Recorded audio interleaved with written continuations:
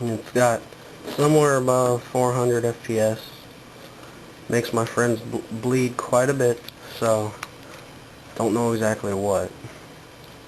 You got the safety. You put the CO2 in right here. So then you twist to put in it. I'm not going to take it out because it's full. It can be hard to shut at times. The clip, very small, holds 15 rounds. Goes right there. Pull it, sit there.